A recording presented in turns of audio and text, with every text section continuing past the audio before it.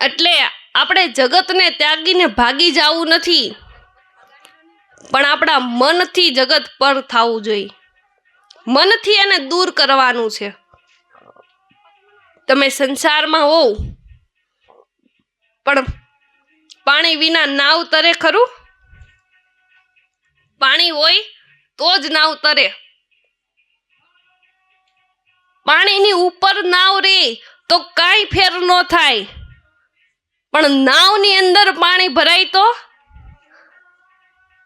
તો ડૂબે. નાવની અંદર પાણી ન ભરાવું જોઈએ.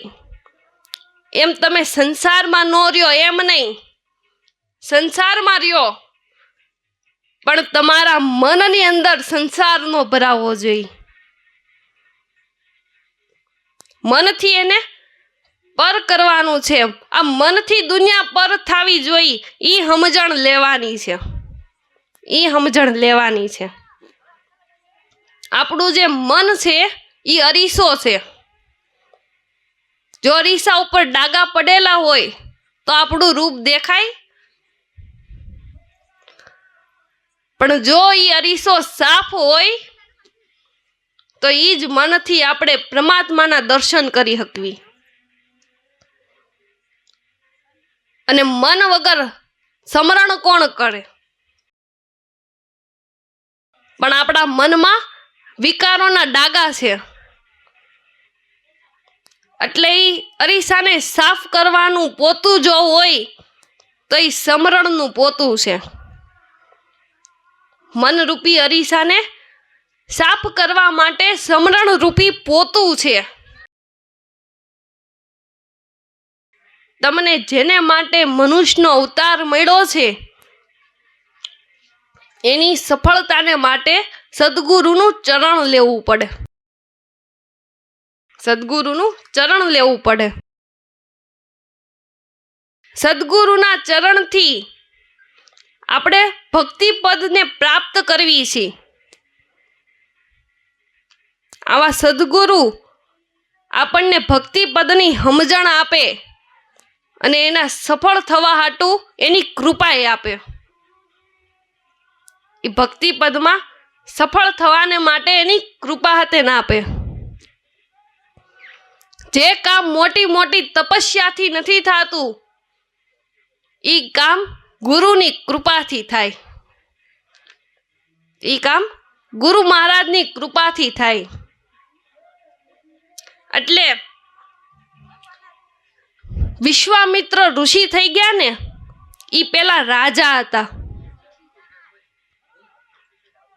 એને એક દિવસ પોતાનું લશ્કર લઈ, આખું સૈન્ય લઈ અને બજારે નીકળ્યા. તો રસ્તા ઉપર વશિષ્ઠ મહારાજની કુટીર આવી. એટલે આને એમ થયું કે હાલો આપણે ત્યાં દર્શન કરતા જાય. વશિષ્ઠ મહારાજની કુટીરે આપણે દર્શન કરતા જાય. એટલે આખું સૈન્ય ને વિશ્વામિત્ર ન્યાય દર્શન કરવાને માટે ગયા. એટલે ત્યાં વશિષ્ઠ મહારાજ હતા.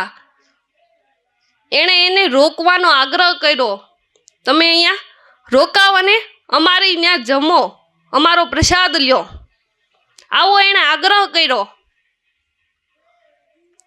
એટલા વિશ્વામિત્રને એમ થયું કે આની આટલી એવી નાની કુટીરમાં અને આ મારું આખું સૈન્ય એની આગતા સ્વાસ્થા આ એક ઋષિ કરશે, એટલે અમને જમવાનો ને રોકાવાનો આગ્રહ કરે. પણ ઈ એને જોવું તું એટલે વિશ્વામિત્રએ વશિષ્ઠ મહારાજને હા પાડી દીધી. એટલે વશિષ્ઠ મહારાજે કીધું કે ભલે કાંઈ વાંધો નહીં. એટલે બધાયની ઉઠવા બેહવાની વ્યવસ્થા થઈ ગઈ અને થોડી વારમાં જ જમવાની તે વ્યવસ્થા થઈ ગઈ અને બધાને જમાડી દીધા વશિષ્ઠ મહારાજે. એટલે વિશ્વામિત્રને આ જોઈને આશ્ચર્ય થયો કે આ બધું આ શું છે? એટલે વશિષ્ઠ મહારાજે કીધું કે આ તો કાંઈ નથી પરમાત્માના લક્ષ્યની આગળ, પરમાત્માના ધ્યાનની આગળ આ સિદ્ધિ તો કાંઈ નથી. વિશ્વામિત્રને એમ થયું કે હું ત્યાં બ્રહ્મ ઋષિપણું પ્રાપ્ત કરું, ગમે એ થાય મારે આ જોઈ છે. એટલે એ તપસ્યામાં બેહી ગયા. ખૂબ ભજન કરી, ખૂબ તપ કરી અને ઘણા વર્ષો પછી ભગવાન એની ઉપર પ્રસન્ન થયા.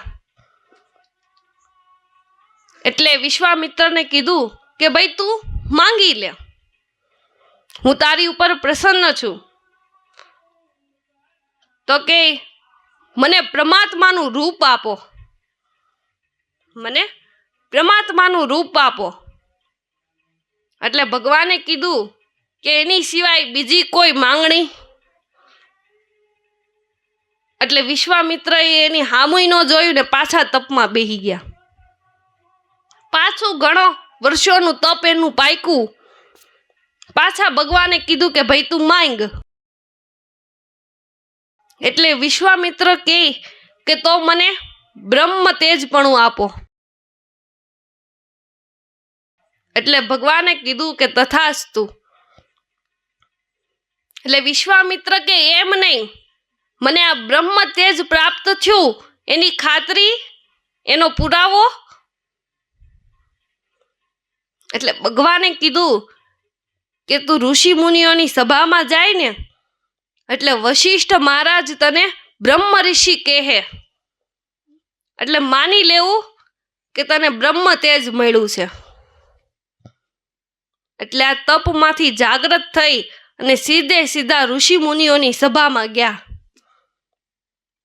અને વશિષ્ઠ મહારાજે એને કીધું કે આવો આવો રાજશ્રી. એટલે આને તરત ગુસ્સો આવ્યો કે મેં આટલા વર્ષોનું તપ કર્યું અને આને બ્રહ્મશ્રી બોલવામાં શું વાંધો હતો? મારા આટલા વર્ષોનું તપ હતું એટલે બ્રહ્મશ્રી કહેવામાં શું વાંધો હતો? કે રાજશ્રી કીધું. પણ એના મનનો રાજસ ગુણ નહોતો મળ્યો અને એ જ ગુણ ટાળવાને માટે વશિષ્ઠ મહારાજે એને રાજશ્રી કીધું. પણ આને તો એ ખબર નહોતી, એનો ખ્યાલ નહોતો. એટલે વિશ્વામિત્ર વશિષ્ઠ મહારાજ હારે વેર ભાવે વર્તવા માંડ્યા. ઘણા બધા એને મારવાના પ્રયાસો કર્યા. એના શિષ્ય, એના દીકરા બધાને મારી નાખ્યા. કારણ કે આ જ્યારે જ્યારે સભામાં જાય ત્યારે રાજશ્રી જ કહે. પણ એમાં એક દિવસ વિશ્વામિત્રને એમ થયું કે આની કુટીર વાહે જઈને આ વશિષ્ઠ મહારાજને મારવા છે. એટલે પૂનમનો દિવસ હતો ને રાત્રિનો સમય હતો અને વશિષ્ઠ મહારાજ અને એની પત્ની બે કુટિયાની આગળ બેઠા હતા અને પાછળ આ વિશ્વામિત્ર એને મારવા આવ્યા હતા. પણ વશિષ્ઠ મહારાજ ને એની પત્ની બે વાતો કરતા હતા. એની પત્નીએ ચંદ્ર સામે જોઈને કીધું કે પ્રભુ, આ ચંદ્રનું જે તેજ છે, એની જે શીતળતા છે, એવું કોઈ મહાપુરુષનું હશે? એટલે વશિષ્ઠ મહારાજે કીધું કે હા, આ ચંદ્ર તો કાંઈ નહીં, એના કરતા 1000 ગણું તેજ વિશ્વામિત્રની અંદર છે. પણ એનો જે થોડોક એવો રાજસ ગુણ છે ને, ઈ એને આડો આવે છે અને એને જ ટાળવા હાટું એને હું જ્યારે જ્યારે દેવ સભામાં આવે ત્યારે એને રાજશ્રીનું સંબોધન કરું છું. જો ઈ રાજસ ગુણ મટી જાય તો આ ચંદ્ર તો કાંઈ નહીં, એવું એનું તપ છે, એવું એનું તેજ છે, એવી એની કમાણી છે. એટલે એની પત્ની કે ઈ તો તમે કદાચ એના ડરથી આવા વખાણ કરો છો. એટલે મહારાજે કીધું કે ના રે, ઈ ક્યાં અહીંયા છે તો આપણે એના ડરથી વખાણ કરવી. એટલે વિશ્વામિત્ર કુટીર વાહે ઊભા રહીને બધી વાત સાંભળી. એટલે તરત શસ્ત્રોનો ઘા કરી અને વશિષ્ઠ મહારાજના પગમાં પડી ગયા. અને વશિષ્ઠ મહારાજ એને ઊભા કરીને બધ ભરી લીધી અને કીધું કે પધારો પધારો બ્રહ્મ ઋષિ. 60,000 વર્ષોનું એનું તપ હતું, પણ જ્યારે આવા મહાપુરુષની એની માથે કૃપા ઉતરી ને ત્યારે એને બ્રહ્મ ઋષિ પણ પ્રાપ્ત થયું. એટલે ગુરુ બિન જ્ઞાન ન ઉપજે, ગુરુ બિન મીટે ન ભેદ, ગુરુ બિન સંશય ન મીટે, ભલે વાંચો ચારો વેદ. ભલે વાંચો ચારોય વેદ. તો અનહદ અગમ પંથ હે ન્યારા, વૃત્તિ રાખો વચનમાં, સતનામનું સ્મરણ કરી લ્યો, આ ભક્તિનો ભેદ છે ભજનમાં. ભક્તિનો ભેદ છે ભજનમાં. તો હદ નામ દેહ થાય, બેહદ નામ મન થાય, અને અનહદ નામ આત્મા થાય. આપણા મનનું વૃત્તિ સાથેનું અનુસંધાન કરવાને હાટે પગે હાલીને જવાતું નથી. આ અનહદ અગમ પંથ હે ન્યારા, આ રસ્તો પગે હાલીને કપાતો નથી. ઈ તો કપાય છે કે વૃત્તિ રાખો વચનમાં, તો કપાય. તો હવે આપણે વચન કોને કહેવું? ગંગા સતીએ મર્મ ભાષામાં કીધું કે વચન જાણ્યું એણે સર્વ જાણ્યું, એને પછી બીજું કરવું પડે નહીં કાંઈ. ગંગા સતી એમ બોલ્યા, એને નડે નહીં માયા કેરી સાંઈ. પણ ઈ તો મર્મ ભાષામાં કીધું ને. આપણે વચન કોને કહેવું? બાકી આપણે તો આ વ્યવહારિક વચન તો આપણે કેટલાય આપી દઈએ ને સવારથી સાંજ. પણ રઘુકુળ રીતિ એહી ચલી આઈ, પ્રાણ જાય તોય વચન ન જાય. આ તો લૌકિક વચનની વાત છે. અને એ જો લૌકિક વચન, આ વ્યવહારિક વચન આપણે કોઈને દીધું હોય ને તો એ પાળવું જોઈએ. આપણે વચન દઈને બોલ ન પાળવી ને તો એને માટે સંતોએ કીધું છે કે વચન દઈને બોલ પાળવો, નકર નક્કી કહી દેવી ના. વચન દઈને બોલ પાળવો, નકર નક્કી કહી દેવી ના. વચન દઈને બોલ ન પાળે તો જેમ કસાય બાંધી ગા.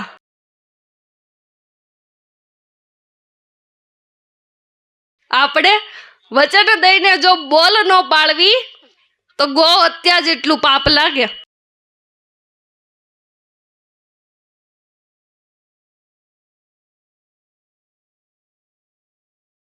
એટલે આ તો વ્યવહારિક વચનની વાત થઈ.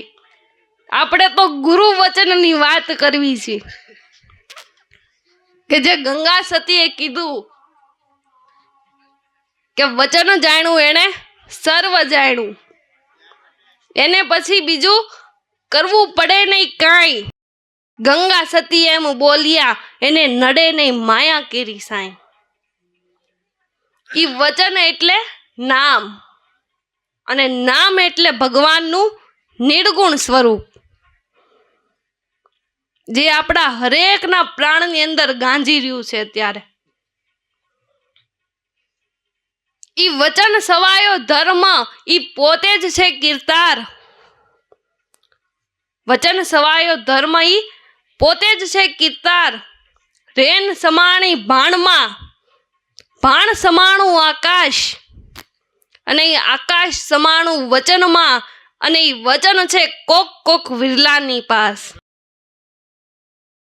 એ વચન છે કોક કોક વિરલાની પાસ. વચન એટલે સત્ય નામ.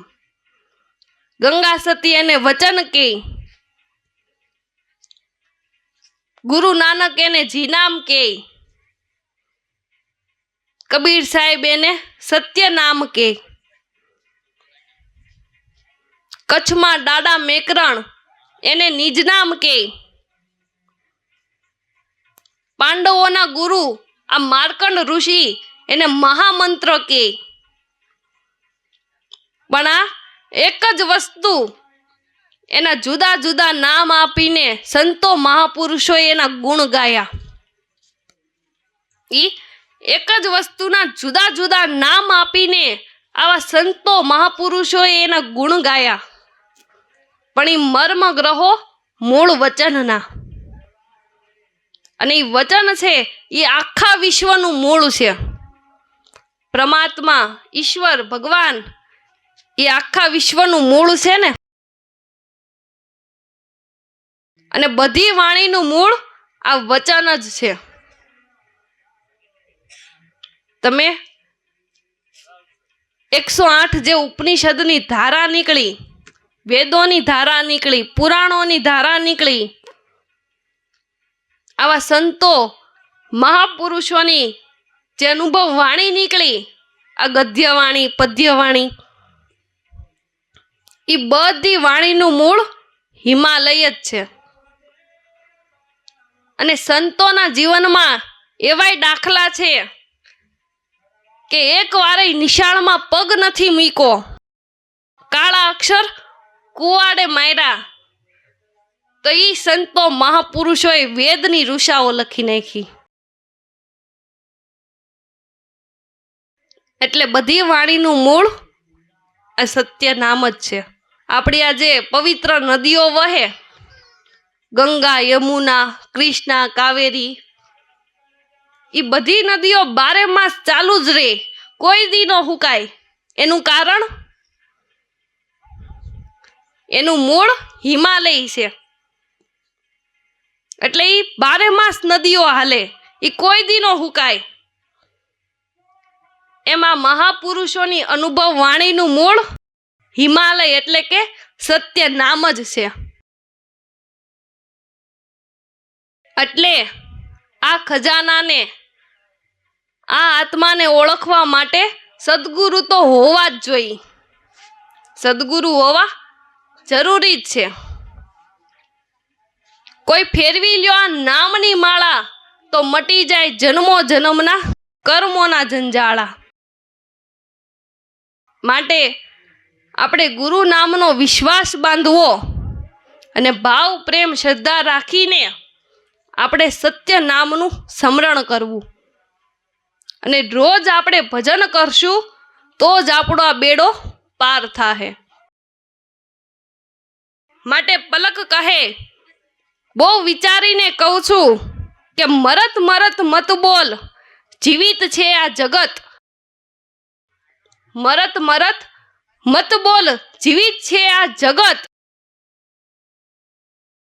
संगत करी ले उनकी तो साहेब का घर आएगा अब.